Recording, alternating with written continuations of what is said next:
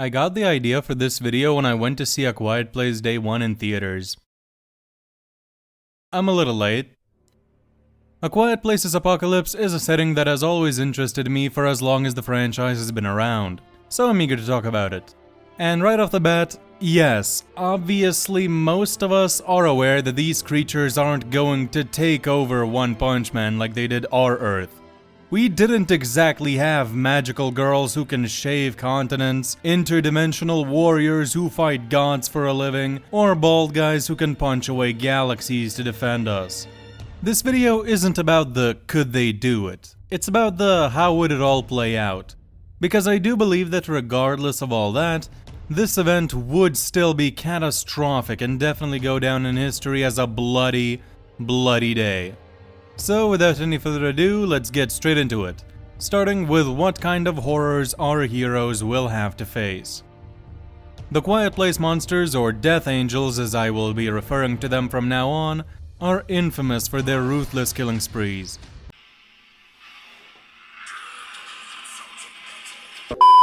The Quiet Place monsters, or Death Angels as I will be referring to them from now on, are infamous for their ruthless killing sprees. These creatures landed on meteorites, hitting several key places on Earth, like New York, Mexico, and China, meaning they have access to pretty much most of the landmass on Earth if allowed to spread. The Death Angels are blind, relying entirely on sound and echolocation to travel and kill, but in exchange they have some damn good hearing. What was that? You tore your shirt on some loose bush in the forest? Rest in pieces, tell Jesus I said hello. As for their actual threat level or feats, the Death Angels have shown numerous times that they are completely resistant to most kinds of firearms, with their armor being stated to be impenetrable. And they have somehow defeated the world's militaries, without getting into the logistics about how the military apparently never figured out their high-frequency weaknesses. It's unclear whether the Death Angels overwhelmed them with sheer force, tanking through all they have, including missiles, or if it was more of a guerrilla warfare type of situation where the creatures slowly whittled the armies down, destroying supply lines and so on. However, for this video we will be going with the higher-end interpretation of these creatures actually being able to tank missile fire, tank fire, and rocket launchers to the face and live to tell the tale. This might also not be too far-fetched, as the Death Angels actually survived crashing into the Earth on meteorites, with the main collision being said to have produced similar force to a nuclear explosion in one of the newspapers that we see. There is even a bit of lore about them surviving the explosion of their home planet, but scaling them to planetary off of that is a little far-fetched in my opinion, as we don't know how it happened exactly and if they were shielded by tons upon tons of rock while the explosion that destroyed their planet happened on the opposite side of the world or whatever. Still, I will briefly cover the scenario where each of these Death Angels does indeed have planetary durability. Speaking of, durability is definitely their most impressive stat by far, as getting into their striking strength and overall power output, we see a bit of a decline. However, these monsters are still deadly, don't get confused about that. The Death Angels can easily tear through metal like butter, blow holes in trains and silos, send cars flying, and they also should be able to tear through armored vehicles and tanks if they made it past the world's militaries. The beasts can certainly one-shot any human being unfortunate enough to get in their way, or dumb enough to call out for their loved ones in the middle of an apocalypse where sound kills you. Jonathan!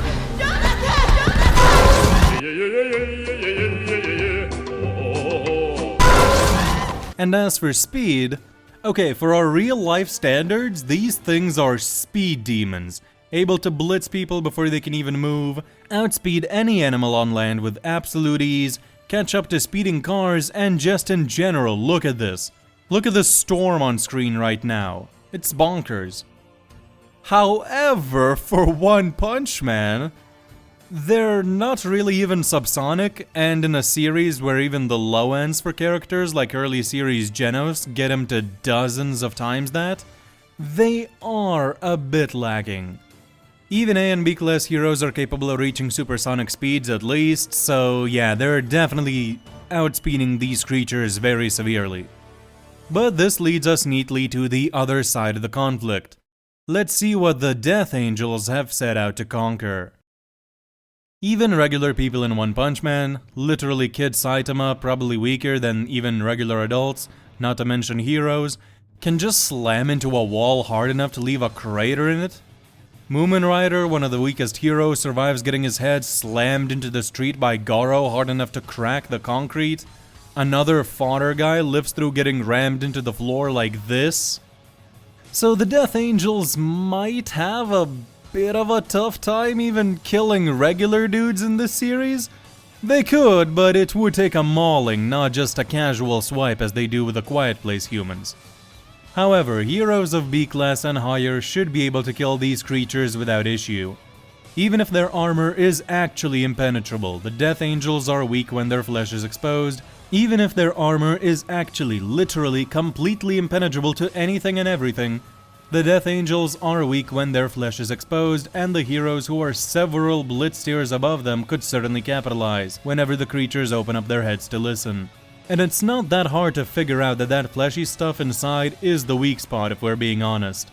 But now let us discuss how this scenario would actually go down. Assuming that the heroes don't pick up on the meteors and have Metal Knight shoot them out of the atmosphere, right off the bat, when these creatures land, it would be pure chaos, just like we see in day one. People screaming and dying as a result, cars flipping over and exploding. The initial outbreak will be similar to what it was on Earth in The Quiet Place. And given how the monsters landed all over the globe in the movies, here they would land in several cities and immediately become a widespread catastrophe, similar to how the initial Monster Association attack in Season 2 was, but honestly a lot more devastating as the Angels wouldn't mess around like the monsters did. They're here to kill, and they would murder hundreds if not thousands of people worldwide before the heroes could even properly realize what's going on. Remember, these guys suddenly land all over the globe and begin rampaging, killing thousands in minutes.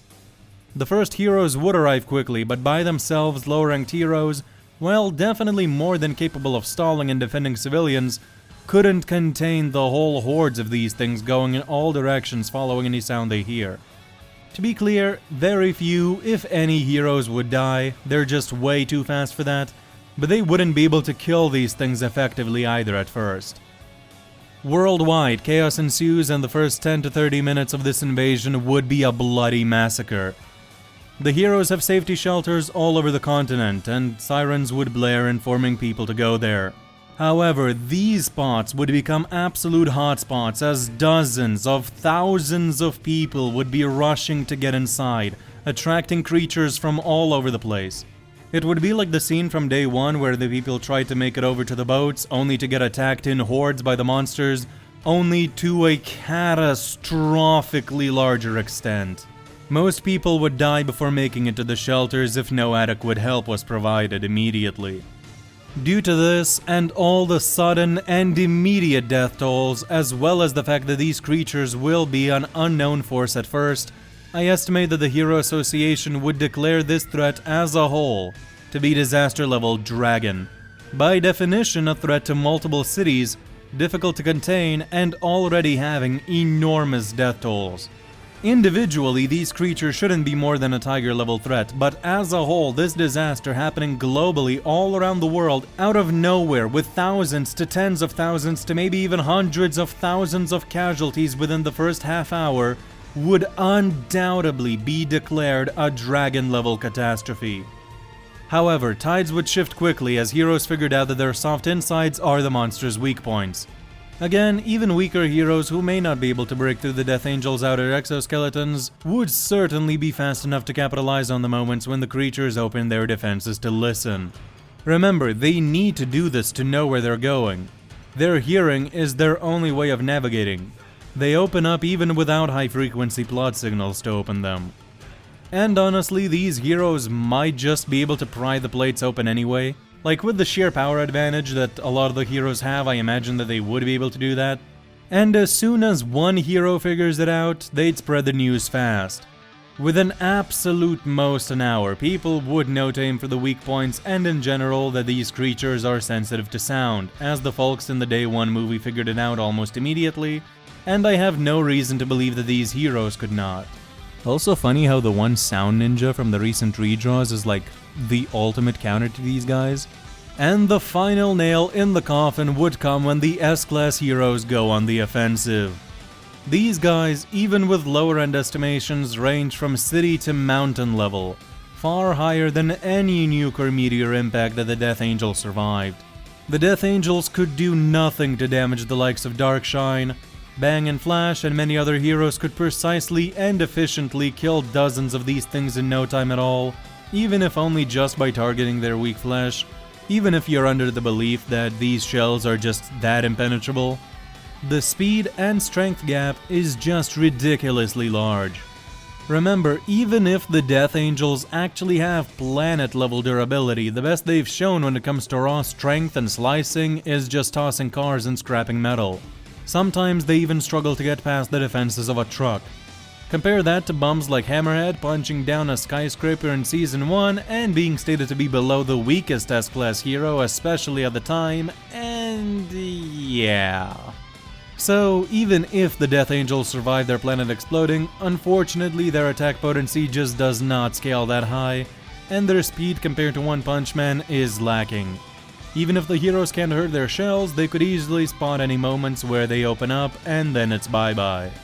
If worst comes to worst and for some reason that doesn't work, all the heroes could just stall and protect civilians while Tatsumaki goes around crushing them, as even if they're planetary, she's large planetary as I went over in the past. And Saitama would also probably get to punch a few of these guys away as well.